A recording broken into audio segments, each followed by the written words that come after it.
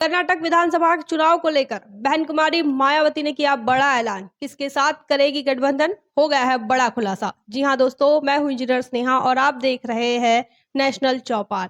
बता दें कि बहुजन समाज पार्टी की राष्ट्रीय अध्यक्ष बहन कुमारी मायावती जी ने कर्नाटक के विधानसभा चुनाव को लेकर बड़ा ऐलान कर दिया है।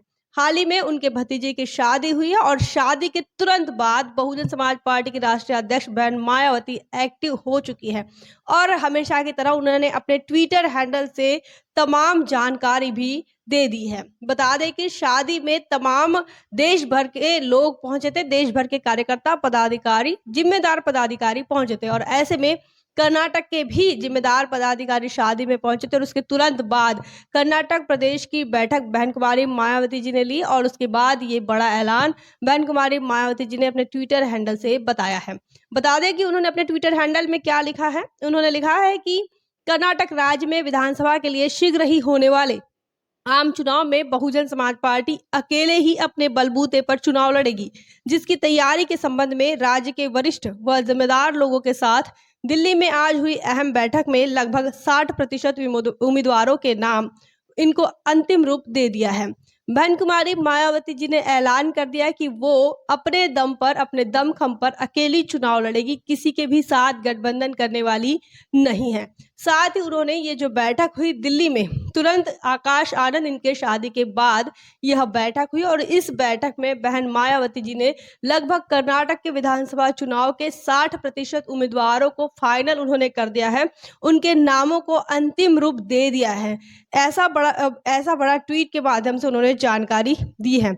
आगे उन्होंने लिखा है कि इन चयनित बीएसपी उम्मीदवारों की सूची शीघ्र ही वहां स्थानीय स्तर पर जारी कर दी जाएगी। साथ ही प्रदेश यूनिट को सख्त हिदायत दी गई है कि बाकी बची विधानसभा सीटों पर ज्यादातर पार्टी के समर्पित व कर्मठ कार्यकर्ताओं को ही आगे बढ़ाए व आम चुनाव में उतारे।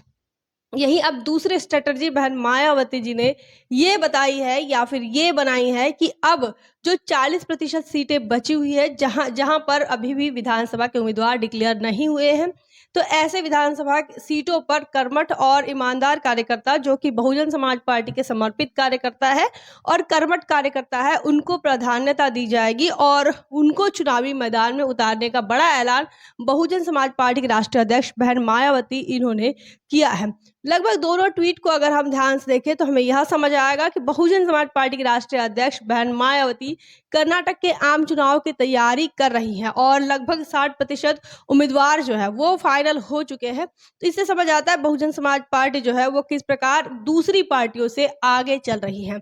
बता दें कि इसके पहले पिछले विधानसभा के आम चुनाव में कर्नाटक में बहुजन समाज पार्टी ने किंग मेकर का रोल अदा किया था। एचडी देवगौड़ा के बेटे कुमारस्वामी, इनको वहां मुख्यमंत्री बनाने में सबसे बड़ा हाथ बहुजन समाज पार्टी का रहा था और बहुजन समाज पार्टी ने वहां पर गठबंधन के साथ चुनाव लड़ा था। लेकिन इस बार अब स्ट्रेटजी कुछ और है। स्ट्रेटजी यह है कि बहुजन समाज पार्टी के समर्पित और कर्मठ कार्यकर्ताओं को बहन कुमारी मायावती ने टिकट देने का ऐलान किया। उन्होंने कहा कि उन्हें टिकट दी जाएगी जो बहुजन समाज पार्टी के कर्मठ और समर्पित कार्यकर्ता है, प्रामाणिक कार्यकर्ता है।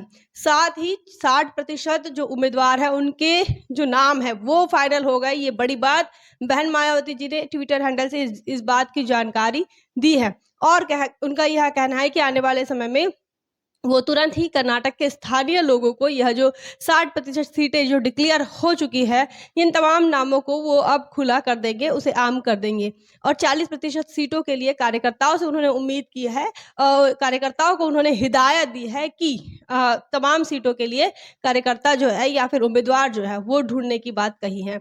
इस संदर्भ में आपका क्या ख्याल है कर्नाटक के विधानसभा चुनाव को लेकर? पिछले चुनाव में जिस प्रकार से बहुजन समाज पार्टी के राष्ट्रीय अध्यक्ष किस प्रकार से किंग मेकर रही थी, इन तमाम बातों को लेकर आपका क्या ख्याल है? आप क्या सोचते हैं? कमेंट सेक्शन में जरूर बताएं।